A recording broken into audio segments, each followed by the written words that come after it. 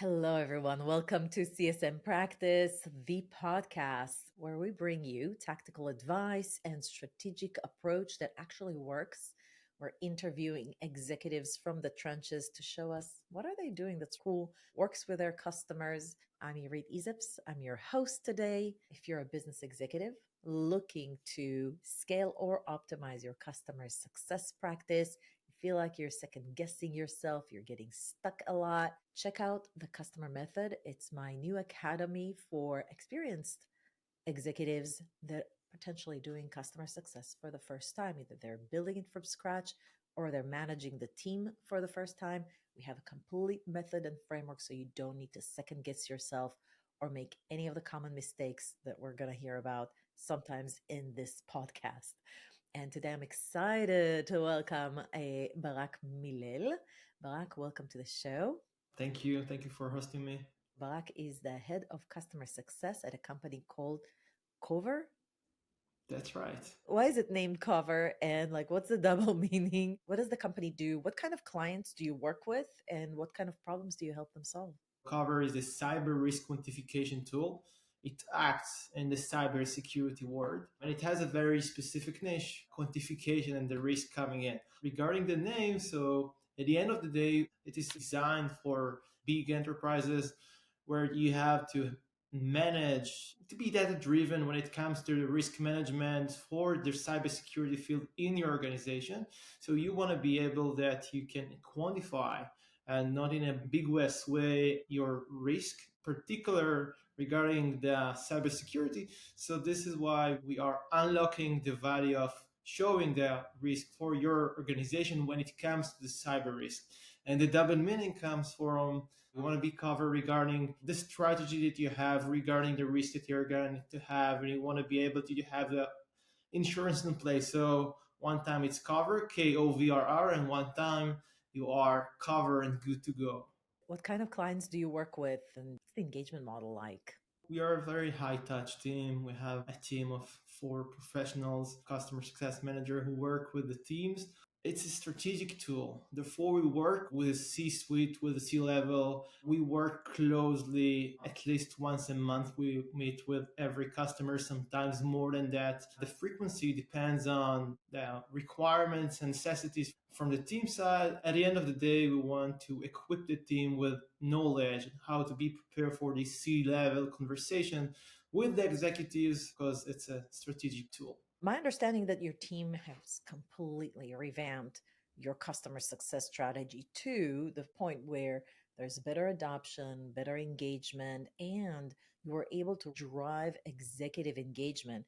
I got to tell you, just 2 weeks ago, one of the clients I have in the customer method, the hybrid coaching program that I offer, and she asked me, do you have a playbook on how to re-engage dormant executives, on how to double down on engaging executives in the account? And I think this episode is going to be one of those podcasts that share some critical advice with some visuals. Guys, we're going to show you how to build some tools that will help you get executives engaged and getting them to the right experience. So we'll unpack what were some of the key challenges that your team was facing to make them want to make those changes? What were the changes? How did you potentially make it a little bit more scalable for everyone?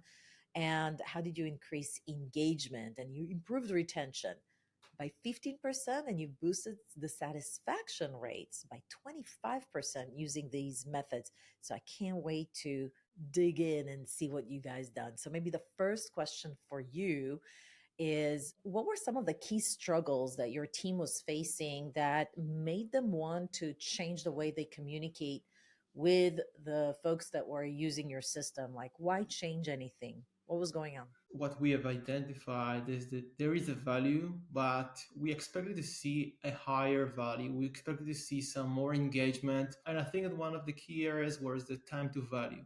We saw that there is a value, but it was longer than we expected to. We wanted to shorten this time. Did you feel like the customer was totally getting what the value was, or was that a little bit ambiguous? I tend to say that it was more ambiguous than clear path that we're able to see. So yeah, it was more ambiguous. there was some ambiguity around the value. You weren't seeing as much adoption as you wanted to see. Why was that even important? Like, did that impact renewals, upsells? Did that impact the morale of the team? There was an overall impact on both aspects, like the renewal, there was a churn, there was like not wise use of resources internally. We wanted to understand how can we maximize the resources that we're investing and the use of our customers for seeing an overall impact internally. And when you were looking at the issue, like to understand why was this happening, what did you find? So we found both from metrics that we tracked, QBR's interaction that we made, that there is a misengagement, that we are not able to touch the wall when it comes to things that we wanted to achieve, which is going to C-level communications or going to the boardroom and present the tool and present the findings. We have understood that not all of our customers are able to unlock the value and to go farther with the platform and to see the maximum value for the platform for their use. It's funny, a lot of times when we talk about sales strategies, especially to enterprise accounts, we double down as much as we can on helping our champion be able to sell it internally. And it sounds like you are borrowing from that into your world. So you're constantly sort of like always be selling, always be celebrating, always prove value. It's almost like the same methodologies, only for post sale. You're shaking your head, yes. So tell me more. We empower the champion, but we can do more. Even our champion is like, he has a lack of information. He's not feeling as confident as we wanted him to be. We wanted to double down on that. We wanted to be able to make sure that the ease of use, which is like extremely important because the time to value is driven by the ease of use of the platform, the features that you are designing to your customers. We understood that there is a gap, even for our champion. What did you do? I mean, easier said than done. And I think, by the way, most customer success teams probably try to do something of that nature inside their EBRs or QBRs by designing their flow of the meeting to include slides that then the champion can then take on and represent to other teams. Is this the approach you took, or did you actually separate those into two separate tools? At first, we had to separate these two processes so we can take it more of a design partnership with specific customers that are willing to go further. So we created a workshop. We've just created some presentation for them. Instead of him going into the platform, getting the insights and taking the platform just out of the box, we have done a little bit of an extra effort in order to make sure that we can even take it further. The current insights that you're able to take from the platform, we have done a kind of a switch. We have created a whole new approach with them.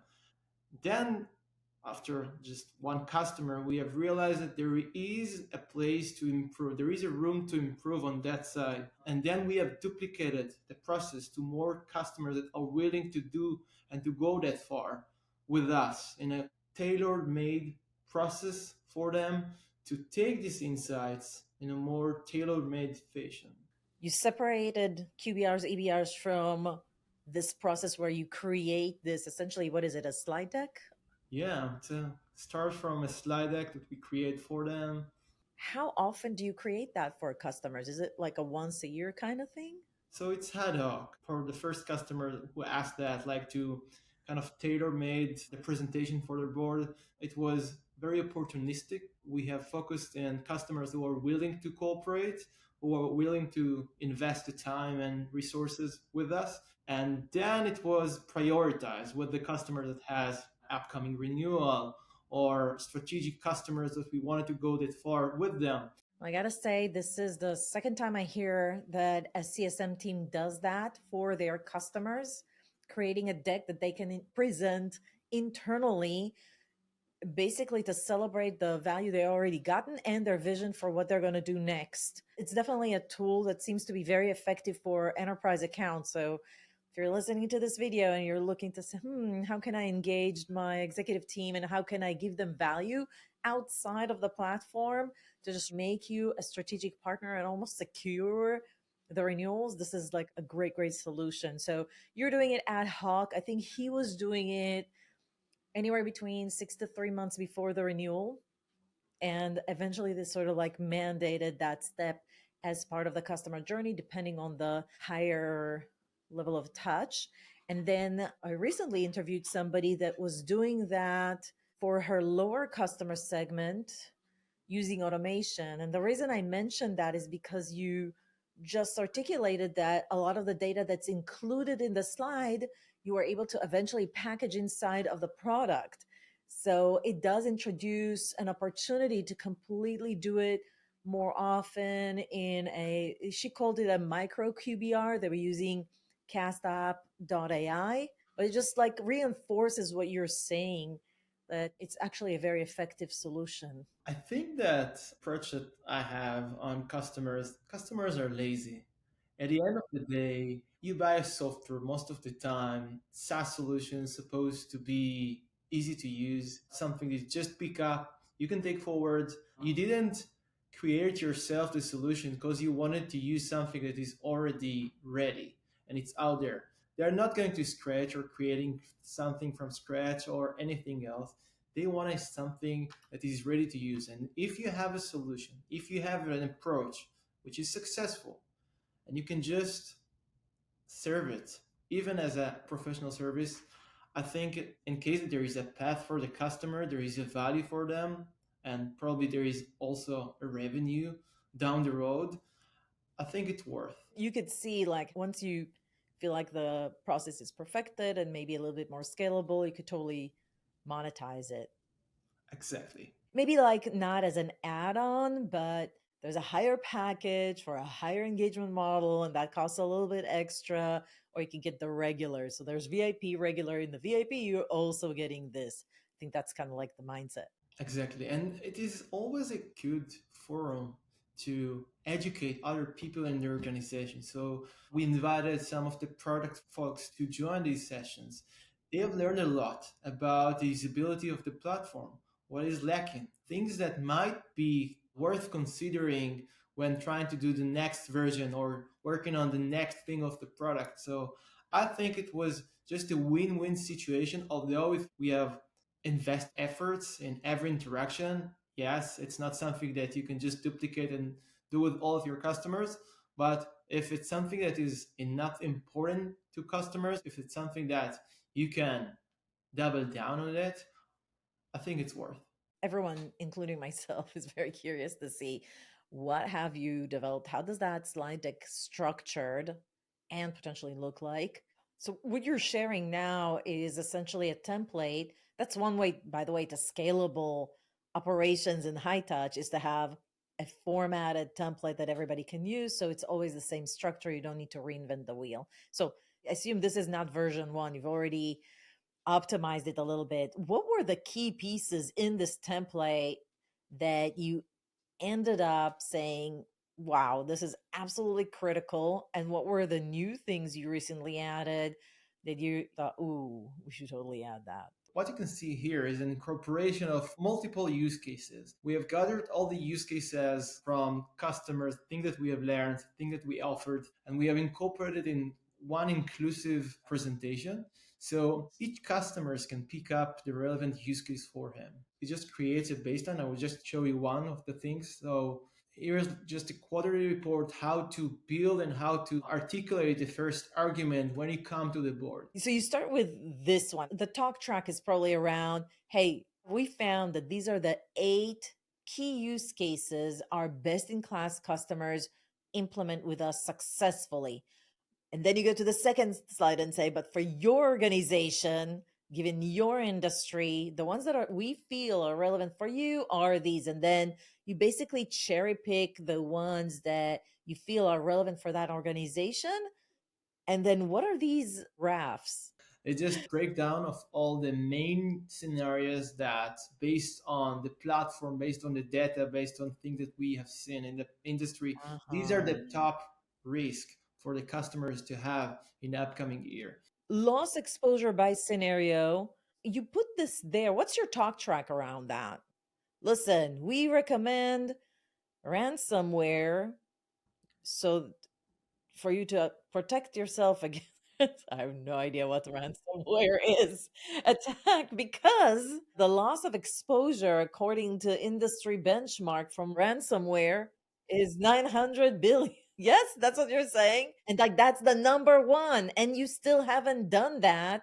So it's not my opinion. Obviously, this is a thing. You anchor your pitch essentially for additional value. You anchor that with industry data.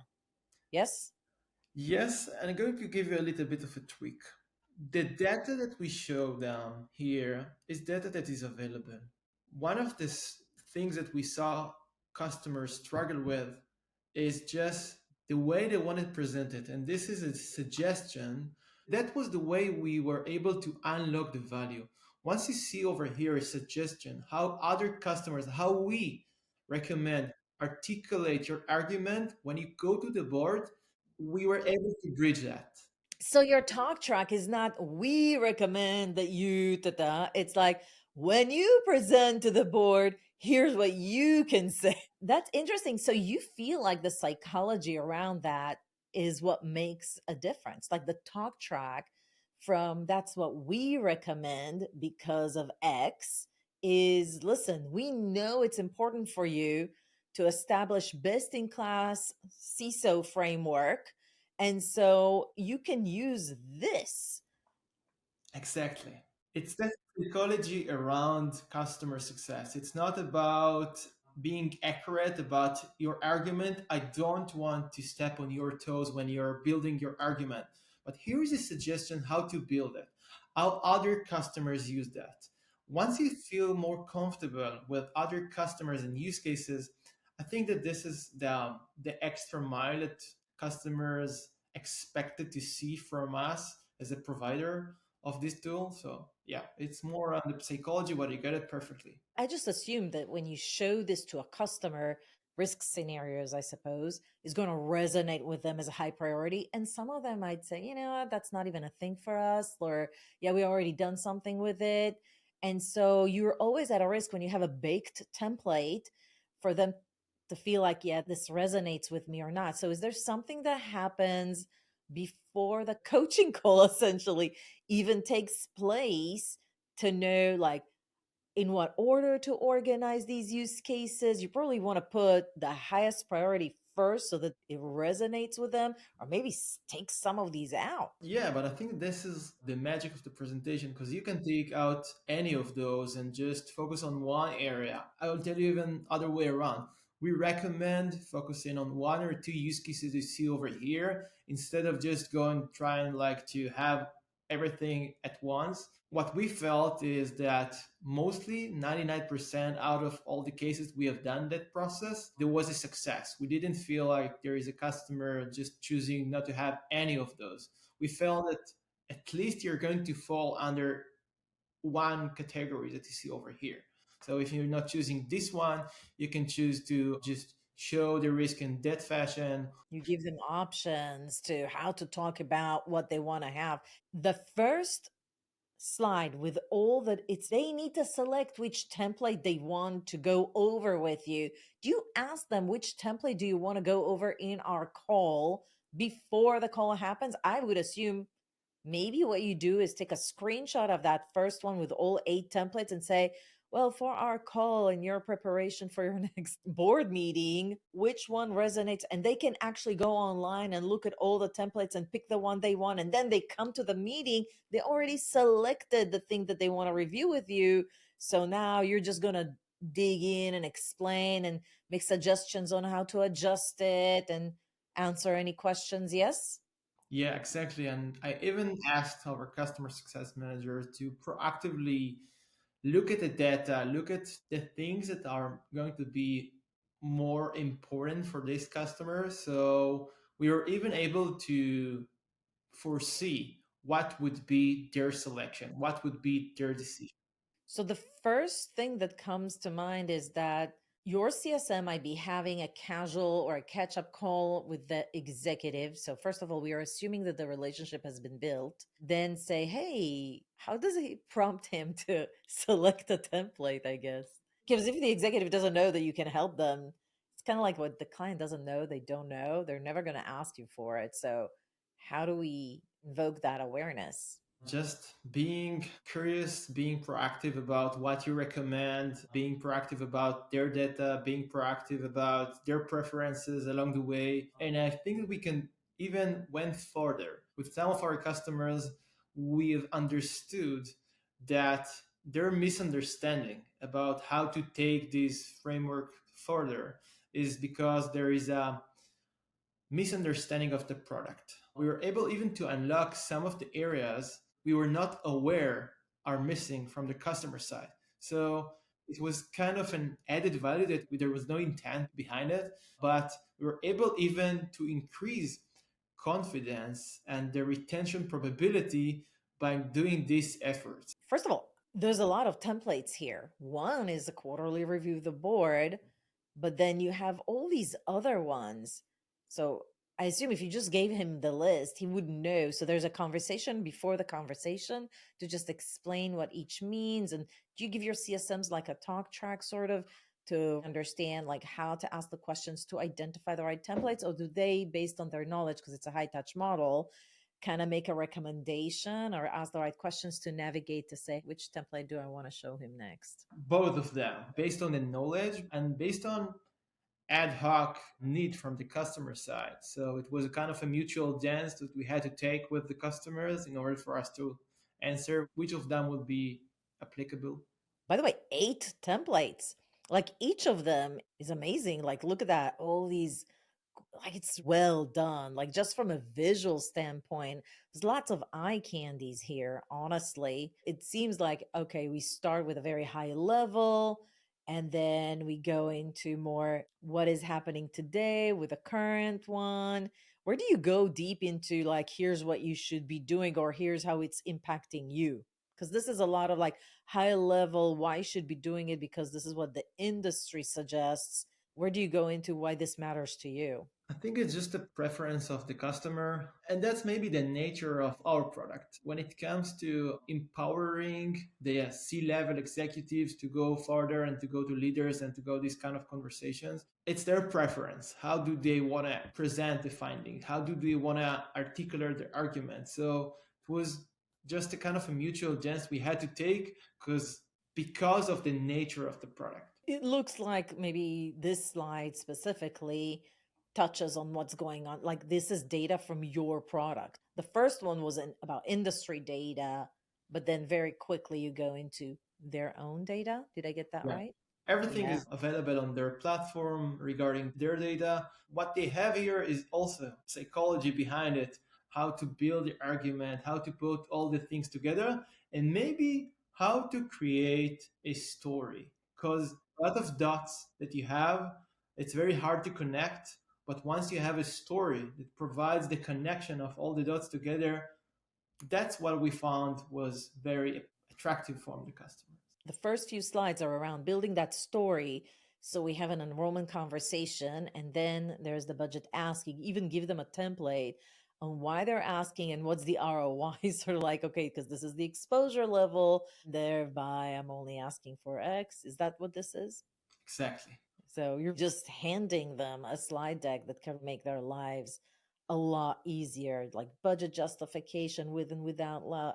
It's really about implementing best practices, I feel like, articulating the ROI in a very clear manner. And if they're successful, obviously you're successful. So there's lots of ROI slides here. I guess some industries are easier to prove ROI versus other ones. What is the analysis for defining materiality? Like, is that something very specific to CISO? Yeah, it's specific for CISOs, for the cybersecurity world. This is also something that is available on the platform. We are not just drawing something on the slide here. It's something that is already available. It's just building the argument, taking this forward. Here is a recommendation. It just feels easier when you help them articulate or to find out what would be the area that you need to focus at instead of just guessing that they are moving in the right direction. If tomorrow you became the VP of customer success for a marketing solution or like a survey solution like Survey Sparrow or Survey Monkey, What would you put here? Can you create like a deck like that? Do you think it's very like it would work for some industries, but probably not for others? I do think that you must think about an easier way or a suggestion of how to use your product. It doesn't necessarily have to be a deck because it depends of the nature of the product. My tendency is to say yes. You should create a kind of a template how to use a product. Customers like reports. They like something that is easy to use, something that is digestible, and they can just pick up, take forward, see the value. You were just mentioning monkeys. I feel like as human beings, we are more close to monkeys rather than just sophisticated people. We want to use something that is out there. It's ready. If you give it to me, I will use it. This is how it goes. How long ago have you implemented this? This is brilliant. It took us a while, and at first it was just a creation for one customer. Then we realized we want to duplicate the process, and then we were able to cross-functionally share the knowledge and to all cooperate on this topic. The end of the process was an automatic report. It was created and incorporating all the use cases that we found. So it is already in the product out there, just ready to use. And I think there is a contradiction because at the end of the day, you're telling, okay, customers need help. And then you productize something. The complementary element is the onboarding part. We have incorporated this process to the onboarding. We have just assumed that customers need help. So this is just part of the onboarding. We're going to build the argument together. Then we don't have to do these adjustments along the way. Was this your idea to create these decks, like naturally evolve? Like one CSM did it, and then you're like, huh, and then another one, and it was like, oh, we should definitely formulate this. I think it was just a natural progression of what do customers want. It was just about being curious and even not being curious, questioning the value proposition for your customers. If customers start to mumble, if you realize that the survey that you start, like an NPS score that you gathered, things are not fully optimized, you should question yourself. How can we improve ourselves? And this is probably the area that you asked me about. How did we realize there is an improvement? The answer is that we realize that customers are not maximizing their value among product features and product propositions and value propositions. At the end of the day, the answer lays in the answer that you're going to provide and usage of the product. Out of 100% of accounts that you actually went through this and helped the executive create a slide deck, how many of them got back to you and said, this was great? When do we do this again? Referring other people from the industry, we got real advocates from these sessions. They were willing to spend their time with us in further initiatives that we invent. You mentioned some quantitative impacts from this initiative or since this initiative that you've clearly seen correlation. Can you remind us just what quantitatively happened in terms of the company's performance by launching this initiative? One of the key areas that I've just mentioned is product's goal is to help you going to the C-level, to the executive and boardroom, and to be confident about what you're presenting, about the product that you're using. When we first initiated the survey of the NPS, we wanted to know what is the level of confidence you have when you go to the boardroom. And we saw a very clear path of where we did this path and where we did this framework together. We saw that there is an improvement. Not only that, they are more willing to recommend other people from the industry. Of course, they renew the account. The answer is the NPS, but not necessarily the NPS, but other things and other symptoms that helped us understand there is a very big improvement. What's next for you then with this, or do you see any ways that you could optimize it even further? It was a good exercise for us, but what we realized that we always have, at least annually, to question ourselves, where do we want to focus next? What area? Because there is always a room for optimization. Even Google, even Facebook, there is always room for improvement. Customer success, as I see, is a kind of complementary area of the product. where you are able to gather the feedback and take it forward. Some of the time you're able to take and do these workshops with the customers, but some of the time it will be the product work. So it depends of the context, but our idea was to always show a progression of the improvement that we can take based on customer feedback, based on what we see during the QBRs and other metrics that we track. Just this morning, I sent out an email saying exactly that. You can't just think that you deliver value and not deliver an excellent experience. And I think this does elevate that, and it creates a better engagement with your customers. And now they become a loyal fan. Obviously, they're sending additional industry leaders to you to check you out. And so it does help with a bow tie funnel, expanding that top of the funnel. So we talked about success indicators. If you're going to implement something like that, I think you could take a look at the level of engagement you have with executives, referrals from other industry leaders. Take a look at potentially retention and level of adoption of use cases. Because if you're going to open up the buffet of use cases, they should be opting in and start convincing themselves and others that they should be doing additional things. And I think one of the things that resonates with me around the use cases that you presented is that it's not just your idea. This is industry benchmark. I noticed that in the slide, it was very smart, by the way. You showed the carrot, like, these are the saving. This is the good thing. This is like best in class. And on the other one, there was like the risk. Ooh, if you don't do that, how much money you can lose. Or this is the biggest risk. This is the biggest thing that you should be focusing on. So it instills fear and it instills aspiration. And I think it works on expanding that gap, that tension between not doing anything and actually provoking them to take action, which is something that they want. They want to excel in what they do. So thank you for that. And I think another thing that resonated with me that you said is making sure the customer knows what is their next step, what is the next item on their bucket list with you. And I think that's another thing that this deck is doing. And it's another flavor of doing success plans and QBRs, only this time you just flip the narrative. Instead of let me recommend, like you ask them, hey, what would you like to recommend to the board as the next step, and give them the license to decide, and then just say, yeah, let me support you in that. And it's their narrative. They're selling it. It's their idea. Put the accountability back into the customer. So I absolutely love that. 100% agree. It's always about customers who are supposed to navigate the ship to the right destinations. But some of the time, you have advisors next to you. As a customer success leader, I want to be your advisor. I want to be able to sit there next to you, help you navigate the ship. You are going to make the call. I want to be the advisor helping you getting there. You mentioned you had several CSMs. This is a big deal, working with an executive on their deck. Not everybody's like, whoop, fresh out of a farm, able to handle these conversations.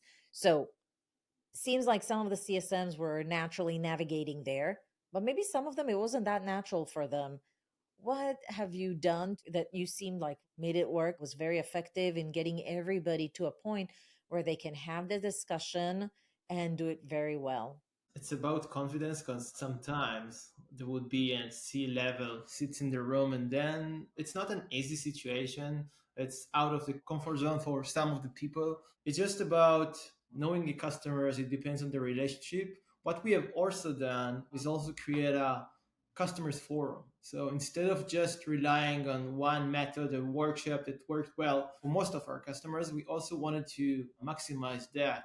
So we have created a kind of a forum where they can share practices and they can be exchanging their initiatives and ideas about how to create and how to make things a little bit more productive on their side. But that was just part of brand plan. You give them the tools, which are the templates. You give them some support from the CSM and a one-on-one, but you also give them community of peers to say, hey, what worked? So together, you're kind of like engulfing them with different levels of resources. So you definitely empower them to be successful. It doesn't all depend on the CSM or how lovely the slides are. By the way, these slides are lovely. You know what I'm saying? Like, did you use Fiverr? Did you knock on the door of your marketing team and say, hey, can I borrow your graphic designer? Like, what did you do? This is amazing. I'm just asking because there's so many startups that don't have these kind of talented resources amongst the CSM team, obviously. So I think it's a good relationship with your marketing people, but you were right. It's just a good deal from the marketing team. I would say, like you just mentioned, maintaining and cultivating your relationship internally as a customer success managers, as customer success leaders, that is super helpful and important. These kind of relationships are going to take your product forward and your ability to be more productive in your work. This is all depends on the cross-functional work that you have there. Thank you, Barak, for sharing all of your knowledge, experience with this, opening the kimono up. I think we got a lot out of it. So appreciate your time today. Thank you for hosting me for a great conversation. Anything you want to impart before we wrap this up? Any good book, good podcast? Where do you get inspiration from? So first thing is CSM practice, which is probably the best podcast. I'm more interested in the psychology behind all this area of working with customers, and I really like Daniel Kahneman, Thinking Fast and Slow. He has a great book, and he is pointing out about system one and system two. We usually tend to use on this autopilot, the system one, while system two, which is like more creation, imagination, and thinking about things from scratch, this is rarely used.